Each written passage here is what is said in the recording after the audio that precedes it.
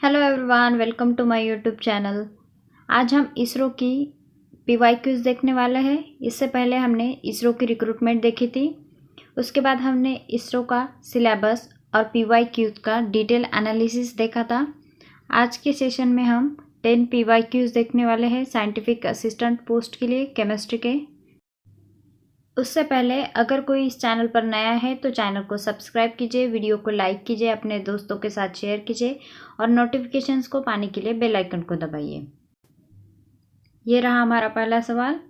The number of protons, neutrons and electrons in the atom of an element represented by the symbol 82x 207 respectively. ये जो element है 82x 207, इसमें कितने number of protons, neutrons and electrons present है, ये हमें पता करना है। ABCD ये 4 ऑप्शन हैं और नीचे दिया हुआ सॉल्यूशन है। एलिमेंट विथ सिंबल 82x 207 ये लेड है। लेड को हम Pb लिखते हैं। Number of protons atomic number के इक्वल होते हैं, इसकी वजह से लेड का एटॉमिक नंबर 82 है तो नंबर ऑफ प्रोटॉन्स भी 82 आते हैं। मास नंबर लेड का 207 है। नंबर ऑफ न्यूट्रॉन्स निकालने के लिए हमें mass number minus atomic number करना पड़ता है, मतलब कि difference between the mass number and atomic number. 207 minus 82 करने के बाद हमें नंबर ऑफ न्यूट्रॉन्स 125 मिलते हैं। नंबर ऑफ इलेक्ट्रॉन्स इक्वल्स होते हैं नंबर ऑफ प्रोटॉन्स की, इसकी वजह से नंबर ऑफ इलेक्ट्रॉन्स 82 आते हैं। इसका फाइनल आंसर ऑप्शन बी है। Number of protons 82, number of neutrons 125 and number of electrons 82। Next question, in which of the following pairs the first atom और ion is not larger than the second. हमें first atom larger नहीं चाहिए second atom से। जिसमें भी first atom larger size का होगा वो इसका आंसर रहने वाला है। जब हम ग्रुप में डाउनवर्ड की तरफ जाते हैं तो साइज़ इंक्रीज़ होती है और जब हम पीरियड में लेफ़्ट टू राइट जाते हैं तो साइज़ डिक्रीज़ होती है। लेफ़्ट के साइड पे पीरियड में साइज़ ज़्यादा होती है और राइट साइड में साइज़ कम होती है। जब किसी एटम पे पॉजिटिव चार्ज ज़्यादा होता है तब उसकी साइज़ कम होती है। साइज़ डिक्रीज़ होने की वजह से उस पर इफ़ेक्टिव न्यूक्लियर चार्ज बढ़ जाता है। किसी एटम पे अगर नेगेटिव चार्ज हो तो उसकी साइज़ न्यूट्रल एटम से ज़्यादा होती है। Fe2+ की इलेक्ट्रॉनिक कॉन्फ़िगरेशन एर्गॉन 3d6 आती है और Fe3+ की एर्गॉन 3d5। Fe का एटॉमिक नंबर 26 है। जब हम इसके 2 इलेक्ट्रॉन्स निकाल देते हैं 4s2 के, तब उसमें 3d6 आते हैं और Fe3+ में हम 3 इलेक्ट्रॉन निकालते हैं, दो 4s से और एक 3d से, तो उसके बाद 3d5 आता है। इसकी वजह से Fe2+ में टोटल 24 इलेक्ट्रॉन आते हैं और Fe3+ में 24 इलेक्ट्रॉन, मतलब कि ज़्यादा नंबर ऑफ इलेक्ट्रॉन प्रेजेंट होने के कारण इसकी साइज़ बढ़ जाती है Fe3+ से। नाइट्रोजन में electronic configuration 1s2 2s2 2p3 है, 7 नंबर ऑफ इलेक्ट्रॉन। ऑक्सीजन की 1s2 2s2 2p4 है, 8 नंबर ऑफ इलेक्ट्रॉन। नाइट्रोजन में नंबर ऑफ इलेक्ट्रॉन कम है ऑक्सीजन से, लेकिन ओवरऑल साइज इलेक्ट्रॉन्स की ऑक्सीजन में स्मॉलर है than the nitrogen. Chlorine minus और क्लोरीन में Cl- पर निगेटिव चार्ज होने के कारण नंबर ऑफ इलेक्ट्रॉन्स ज़्यादा आते हैं, क्योंकि जब भी किसी एटम पे निगेटिव चार्ज प्रेजेंट होता है तो नंबर ऑफ इलेक्ट्रॉन ज़्यादा होते हैं, इसकी वजह से उसकी साइज़ बढ़ जाती है। ऑक्सीजन की electronic configuration 1s2 2s2 2p4 है और सल्फर की 1s2 2s2 2p6 3s2 3p4 है।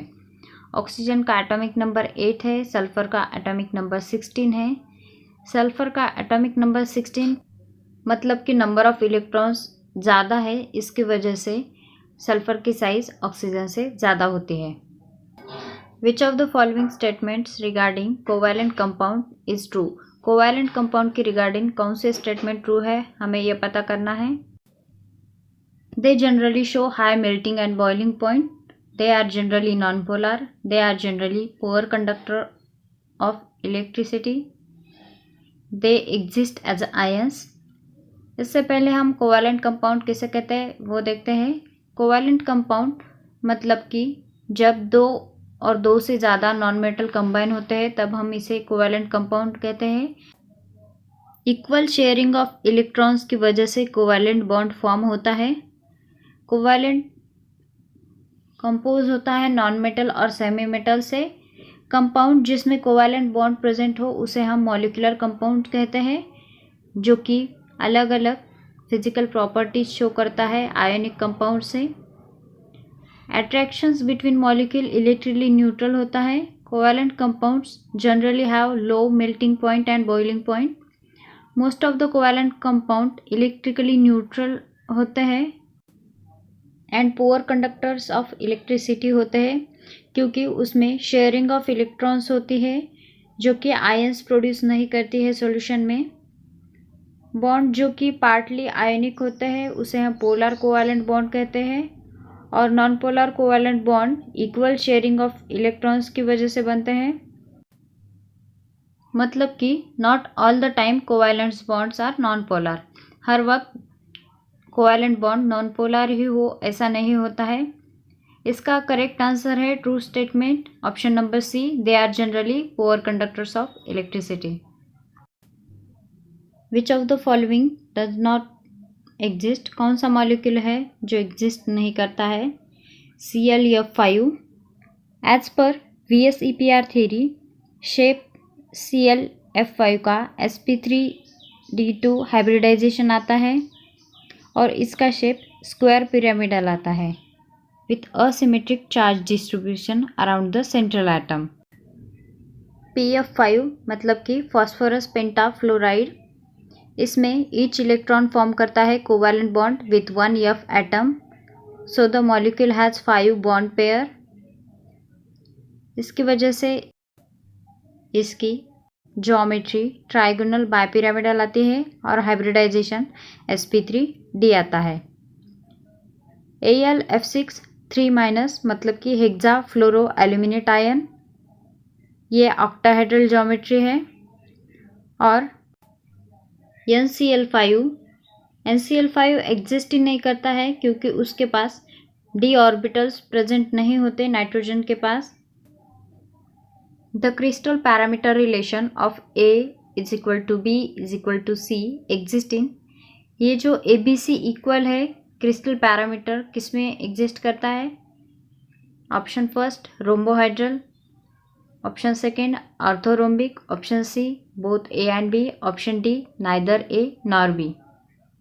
इसका आंसर है रोम्बोहाइड्रल। रोम्बोहाइड्रल में A = B = C आता है। इसमें अल्फ़ा बीटा और गामा ज़्यादा से ज़्यादा 120 डिग्री सेल्सियस एंगल आता है। रोम्बोहाइड्रल यूनिट सेल है। मैंने यहाँ पे बाकी के भी क्रिस्टल पैरामीटर लिख दिए हैं, वो भी आप एक बार देख लीजिए, क्योंकि क्वेश्चन तो रिपीट नहीं होगा लेकिन उससे रिलेटेड कुछ पॉइंट्स रिपीट हो सकते हैं।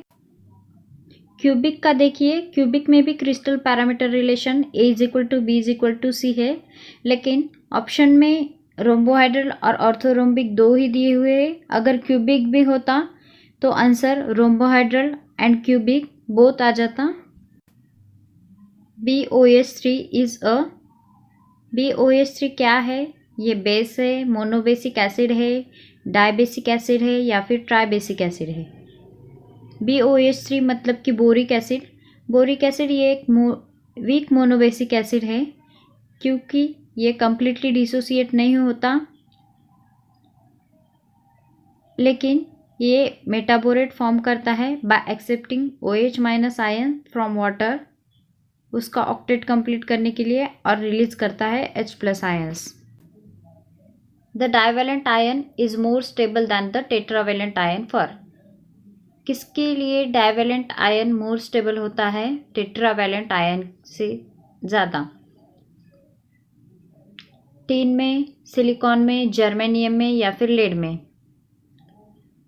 एसिन मतलब कि टीन, टिन में +4 स्टेट मोर स्टेबल होती है दैन द +2 स्टेट, लेकिन लेड और हेवियर मेटल एलिमेंट्स के लिए +2 ऑक्सीडेशन स्टेट मोर स्टेबल होती है। टिन में +4 मोर स्टेबल ऑक्सीडेशन स्टेट है, इसलिए जब टिन +2 ऑक्सीडेशन स्टेट में प्रेजेंट होता है Sn2+, I2 के साथ रिएक्ट करने के बाद वो इजीली कन्वर्ट होता है Sn4+ में, क्योंकि उसको ज़्यादा स्टेबिलिटी आती है। Sn2+ आयन सॉल्यूशन में स्ट्रॉन्ग रिड्यूसिंग एजेंट जैसे एक्ट करते हैं। जब भी कोई कंपाउंड और ज़्यादा स्टेबल हो सकता है तो वो ज़्यादा स्टेबिलिटी प्रेफर करता है। लेड में +2 ऑक्सीडेशन स्टेट मोर स्टेबल होती है, इसलिए जब भी लेड +4 ऑक्सीडेशन स्टेट में रहता है PbCl4, जैसे कि lead chloride decomposes at room temperature to give lead +2 chloride and chlorine gas. यहाँ पे लेड ने +4 से +2 में कन्वर्जन किया है, क्योंकि +2 की ऑक्सीडेशन स्टेट लेड की मोर स्टेबल है। इसका आंसर है लेड, जो कि डाइवैलेंट आयन मोर स्टेबल है than the tetravalent ion. Next question, the OO internuclear distance is lowest for O2, O2-, O2+, O2 2-। जब हम इसकी बॉन्ड लेंथ निकालते हैं तो O2 2- की बॉन्ड लेंथ सबसे ज़्यादा आती है, उसके बाद O2-, उसके बाद O2 और O2+ की बॉन्ड लेंथ सबसे कम आती है। इसका आंसर है O2+। Bond length inversely proportional होती है बॉन्ड ऑर्डर से। बॉन्ड लेंथ O2+ की सबसे कम है, मतलब कि इसकी बॉन्ड ऑर्डर सबसे हाई है, मिनिमम डिस्टेंस। सो O2+ form strongest bond. O2+ की बॉन्ड ऑर्डर 2.5 है। बॉन्ड ऑर्डर को हम कैसे कैलकुलेट करते हैं? Half into number of bonding electrons minus number of anti bonding electrons. O2 में नंबर ऑफ बॉन्डिंग इलेक्ट्रॉन्स 6 होते हैं और एंटी बॉन्डिंग में 2 होते हैं। जब हम हाफ इंटू 6 - 2 करते हैं तो बॉन्ड ऑर्डर O2 की 2 आती है। ऐसे ही आप बाकी सब की कैलकुलेट करके देख सकते हैं किसकी बॉन्ड ऑर्डर क्या आती है। O2- की 1.5, O2 की 2, O2+ की 2.5, O2 2- की 1। हमें बॉन्ड ऑर्डर निकालने के लिए मॉलिक्यूलर डायग्राम निकालनी पड़ेगी, जो कि आप निकाल के देख सकते हैं। ये मॉलिक्यूलर डायग्राम NO+ की है। ऐसे ही आपको O2 की निकाल के देखनी है और बॉन्ड ऑर्डर कैलकुलेट करनी है। विच of the following ions is diamagnetic? इसमें से कौन से आयंस डायमैग्नेटिक है? N2+, O2-, Be2+, NO+। N2+ की electronic configuration 1s2, 2s2, 2p2 है और O+ की electronic configuration 1s2, 2s2, 2p3 है। NO+ मतलब कि टोटल नंबर ऑफ इलेक्ट्रॉन 14 है। हमें इसकी मॉलिक्यूलर ऑर्बिटल डायग्राम बनानी है। N के इलेक्ट्रॉन्स 7 है टोटल और O+ के भी 7 है। मैंने यहाँ पे सिर्फ 2p की मॉलिक्यूलर ऑर्बिटल बनाई है। p में यहाँ पे N और O+ में दोनों में ही 3 इलेक्ट्रॉन्स प्रेजेंट है, जो कि यहाँ पे मैंने लिख दिए हैं।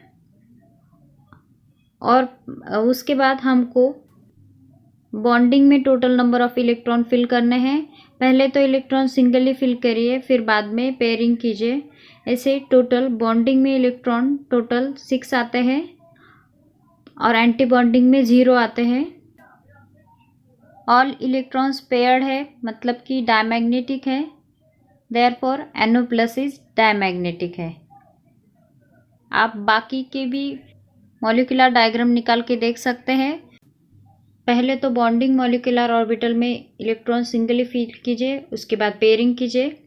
जब बॉन्डिंग मॉलिक्यूलर ऑर्बिटल फिल हो जाएंगी तब एंटी बॉन्डिंग मॉलिक्यूलर ऑर्बिटल में इलेक्ट्रॉन फिल कीजिए। अगर इलेक्ट्रॉन सिंगली प्रेजेंट आ गए तो उसका नेचर पैरामैग्नेटिक आ जाता है, और अगर इलेक्ट्रॉन ऑल पेयर्ड है तो उसका नेचर डायमैग्नेटिक आता है। ये हमारा आज का आखिरी सवाल है। इन OF2 bond angle is, OF2 में बॉन्ड एंगल कितना आता है? हम इलेक्ट्रॉन्स को ऐसे अरेंज करते हैं जैसे कि इलेक्ट्रॉन्स के बीच में जो रिपल्शन है वो सबसे कम रहे। OF2 मॉलिक्यूल में इलेक्ट्रॉन टेट्राहाइड्रली अरेंज करते हैं, इसलिए इसकी ज्योमेट्री टेट्राहाइड्रल आती है। इसकी वजह से इसका bond angle closer to 109.5 degree Celsius आता है। फिर मिलते हैं अगले 10 क्वेश्चंस के साथ। And thanks for watching.